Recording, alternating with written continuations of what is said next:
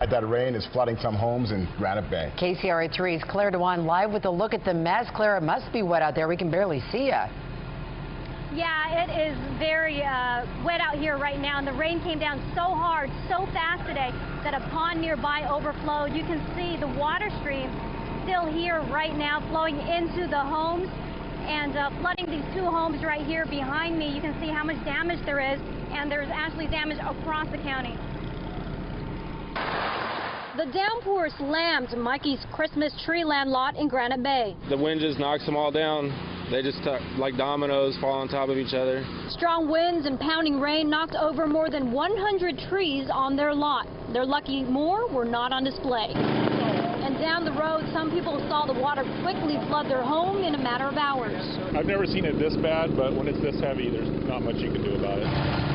There's little fire crews could do except try to prevent further damage. What we're doing right now is just basically putting some pumps out there to try to keep the water from entering the house. It's actually in the garage of two houses. And it was also tough for drivers navigating the roads in Roseville, plagued by areas of heavy traffic and flooding. Yeah, on the freeway, it was looked like it was about 4 or 5 feet deep, and they had all the emergency crews there warning us to get over into the left lane. In some neighborhoods, streams line the sides of streets, while homeowners tried to clear foliage blocking storm drains and inviting flooding. Just drove home. There's a lot of leaves on the ground, so trying to clean them up, get things cleaned up around the area, that's all. And while the worst of the storm is over, cleanup is when some will really see the full extent of the damage. When the water goes away, it leaves a big, muddy, soggy mess, and it's not very pretty to, to get it all dried out and stuff. Plus, gets in the garage and the boxes and stuff get wet. It's a mess.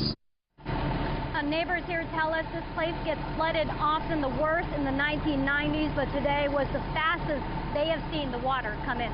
Live in Granite Bay, Claire Dewan, KCRA 3 News. What a mess. Okay, Claire, we also saw dramatic street flooding in Rockland today. Look at this. KCRA 3's Mike DeSalle tells us this is Park Drive and Corey Way, and all that water is flowing down the bike trail. You can see cars just still kind of push through the water there. It's just an example of how fast the streets can fill when it rains like this. And check out this shot from Rockland. Water just flowing out of one person's front yard. This is in Whitney Oaks. And the heavy rain also caused problems for Christmas shoppers today. This is the parking lot at Kmart in Auburn tonight, and you can see the water coming up to the doors of some of the cars out there. One driver had to actually climb out of her window. And one of the worst spots tonight for drivers was Interstate 80 at Watt Avenue. Major flooding closed lanes and ramps and brought traffic to a screeching halt. KCRA 3's Richard Sharp is live with how it looks now. Richard? Yeah, Caltrans says it was a power surge that created a power outage for one of their pumps that drains this low section of Interstate 80. It keeps the water from this section normally. That was at 3 p.m. The drivers we spoke with say this is the worst traffic jam they've ever seen. On one of the busiest freeways in the region, I-8, during peak commute time, 5 lanes of traffic were reduced to 1. Cars slowly drove through the water that covered the entire freeway. This Honda was one of many that went too deep and was stalled out in the water. The CHP had to push them to the side of the freeway, where they waited more than an hour for a tow truck. Drivers say this backup was devastating. It was terrible. I mean, it was like a dead stop. The fastest I've been going is 2 miles an hour. I've been in the car for 2 hours. That was crazy. I was in there for almost 3 hours. Most drivers we spoke with were stuck in traffic for 2 hours or more. Some had to go only a few exits. How far did you have to go?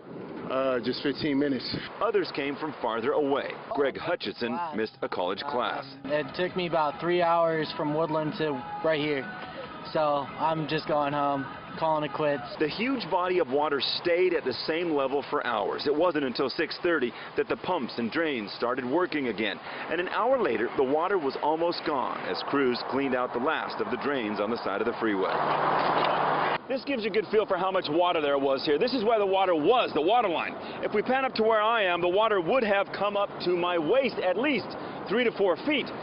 It went for more than 100 feet all the way across the interstate. Some of the drivers never even saw the huge pond on I-80 that ruined their commute. I couldn't believe it. I got on the freeway at 4 o'clock downtown, and I've just now got off. 2.5 hours. 2.5 hours. You ever seen it so bad? Never. This is my first time in my life. Now, Caltrans says once the pumps were turned back on, the drains were working, it took only an hour to drain all that water that covered this section of Interstate 80. But there was so much debris afterwards, they had to bring street sweepers in to clean everything off before they could open it back up to traffic.